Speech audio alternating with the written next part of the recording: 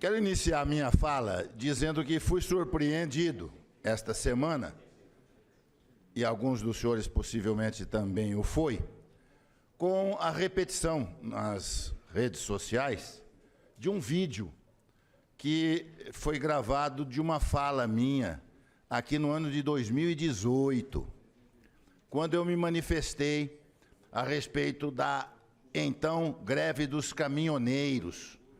Acho que vários dos senhores devem se recordar que eu contei que os talvez estivessem descobrindo o poder que possuem. Poder significa capacidade de impor vontade. E a gente só impõe vontade quando a gente faz o outro obedecer. E naquele momento, os caminhoneiros estavam reclamando, com justa razão, dos preços dos combustíveis.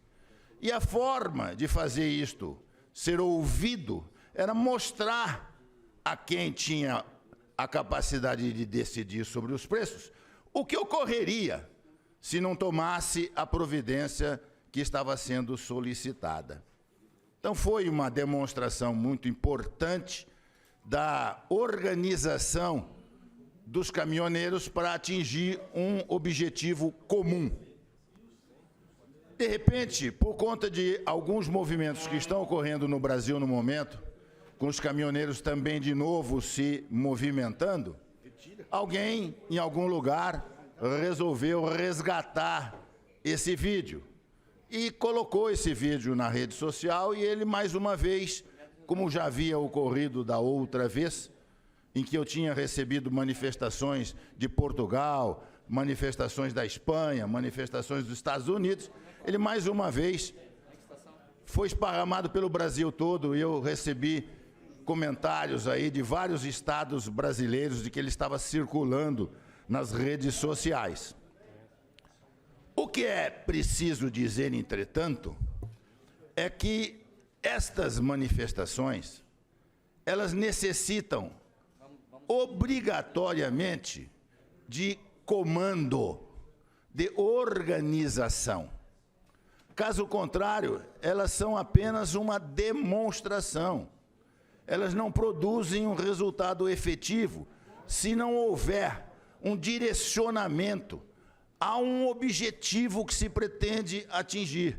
E para isto, para ser direcionado, é preciso um comando. E esse comando é preciso ser atendido pelo princípio da obediência.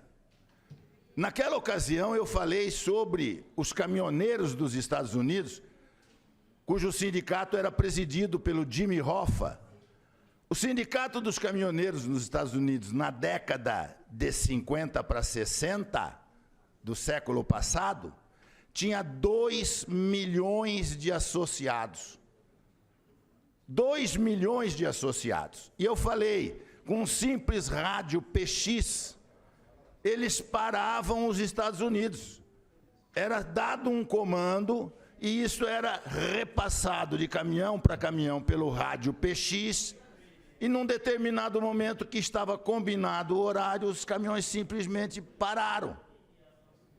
Isto é uma demonstração de força. Há um livro, aliás, eu falei o nome de 2 filmes naquela ocasião, o Hoffa e o Fist, que é com o Sylvester Stallone. Depois, em 2019, surgiu um novo filme, se quiserem assistir, trata da mesma história, chamado O Irlandês. Ele tem uma maneira diferente de mostrar. Esse filme não está passando no cinema porque ele tem 3 horas e meia de duração. É Martin Scorsese, para terem uma ideia do nível do filme, é Robert De Niro e Al Pacino. Al Pacino fazendo o papel do Jimmy Hoffa. E mostra, naquele filme, o que o Jimmy Hoffa representava naquela época. No livro O Irlandês, ele é definido como a pessoa que era mais conhecida nos Estados Unidos na década de 50 e 60 do que Elvis Presley. Todo mundo sabia quem era o Jimmy Hoffa pela importância que ele tinha quando comandante daquele sindicato. É isto que estamos precisando para ver objetividade num trabalho como este que nós estamos vendo acontecer agora. Então, todos nós estamos nos manifestando. As manifestações, na minha ótica, são absolutamente legítimas. Absolutamente legítimas. Não tem nada, absolutamente nada de antidemocrático. Quem disser que é antidemocrático é porque não conhece a palavra democracia.